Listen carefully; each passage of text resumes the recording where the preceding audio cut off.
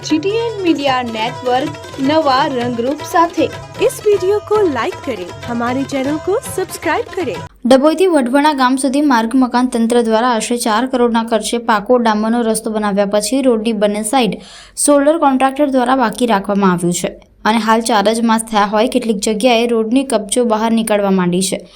અને ખાડા પડી ગયા હોય। ઐતિહાસિક વઢવાણા તળાવમાં પક્ષીઓ નિહાળવા પ્રવાસીઓ પણ વાહનો લઈને આવતા હોય તથા દૂધ લેવા આવતી ટેન્કર જેવા વાહનો માટે પણ નુકસાનકારક બની ગયેલ છે। ડભોઈથી વઢવાણા ગામ સુધી 4 માસ પહેલા માર્ગ અને મકાન તંત્ર દ્વારા આશરે 4 કરોડના ખર્ચે પાકો ડામરનો રસ્તો બનાવ્યા પછી આજ દિન સુધી તેને મરામત કરવામાં આવ્યો નથી અને રસ્તાઓમાં મોટા ખાડા પડી ગયા હોય તથા રોડની બંને સાઈડ પર શોલ્ડર કરવામાં આવ્યા નથી। કોન્ટ્રાક્ટર દ્વારા પ્રખ્યાત વઢવાણા સિંચાઈ તળાવ ખાતે પ્રવાસીઓ પક્ષીઓને નિહાળવા આવતા હોય બાળકો ડભોઈ ભણવા માટે જાય છે। માર્ગ મકાન તંત્ર ડભોઈ અને સંખેડા દ્વારા આ 2 તાલુકાને જોડતો આ રસ્તો બનાવ્યો હતો, પરંતુ બનાવ્યા પછી આજ દિન સુધી કોઈપણ જાતની મરામત કરી ન હોવાના કારણે હાલ આ રસ્તો કેટલીક જગ્યાએ તદ્દન ખાડાવાળો અને ઉબડખાબડ બની ગયેલ છે,